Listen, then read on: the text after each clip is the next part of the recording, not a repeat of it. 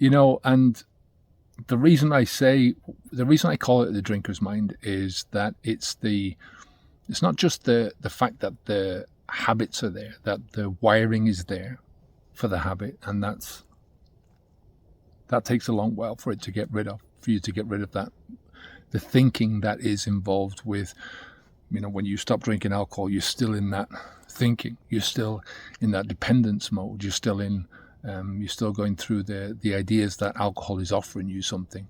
You're still within that conflict mode where your brain is saying to you two things: please go back to the alcohol, and please never drink alcohol again, right? And you can have your brain thinking those two things. I know it sounds nuts, but that's the way habits work. The habit is embedded. The habit is a default behavior, and your mind will shift to that default behavior very quickly. So that's what I'm talking about with the short-term drinker's mind. In terms of the long-term drinker's mind, it is the narratives that you're telling yourself, the stories that you're telling yourself about your previous alcohol life.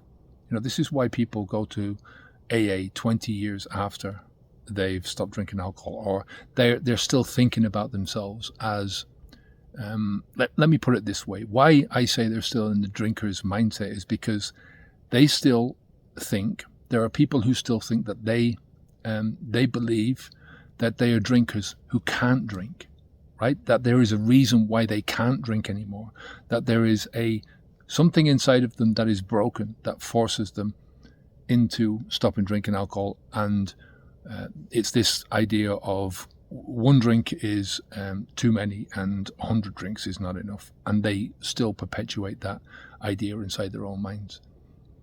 Now, there's a lot of different reasons why this happens, but the alternative is to think of yourself as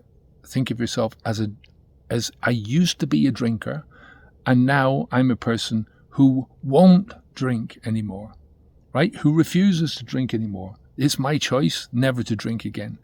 I hope you can see the difference and how each of those framings is going to alter the way that you not only view alcohol, but view yourself, and ultimately how you view your life, how you view what you're capable of.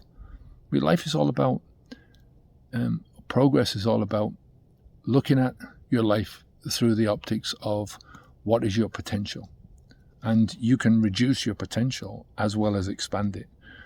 Alcohol drinking is also part of your potential. So you've got the potential to spend the same hour drinking alcohol or doing something more productive, right? Or doing anything else, right? But let's take those two frames. You can spend the hour drinking, or you can spend the hour not drinking. And if you believe in your mind that you cannot drink alcohol again, that this is something inside of you that is broken, that is stopping you from drinking alcohol again, then what is to stop your mind from also going to something which is also difficult in your life and saying exactly the same thing about that I've got something that's broken in me? What is to stop you then from extrapolating out from that broken part of you? You're taking this as a personal thing, that it is something in you that's broken. It's not your behavior. It's not something that you used to do. It's something that you are. You are an alcoholic. You are broken. There is something wrong with your genes. If you have that as an idea, then taking that broken personality, that broken part of yourself, into other areas of your life, it's easy then to kind of see that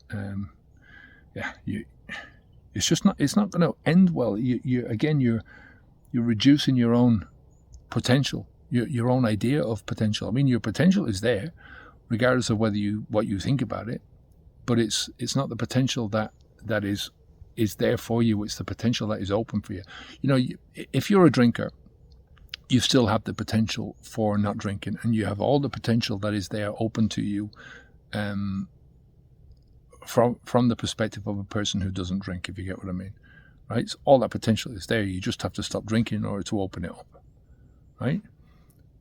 The same thing applies to when you believe that you're an alcoholic or not. When you believe that that you won't drink alcohol to you believe that you can't drink alcohol. That same potential is there, but it's just that if you believe you can't drink, it closes off a lot of potential because you're closing off a lot of other things that you believe you can't do because there's something wrong with you, right? Yeah, I don't know if that makes sense to you, but I hope it does, because it's an important lesson to learn about yourself, that a lot of this stuff a lot of the obstacles that are in your way in life are not there because they're real. It's only because you think they're real. You perceive them as being real. You perceive that as there is something wrong with you rather than is wrong with your behavior. So I'll leave it there for today. Take care of yourself. I'll speak to you soon. Onwards and upwards.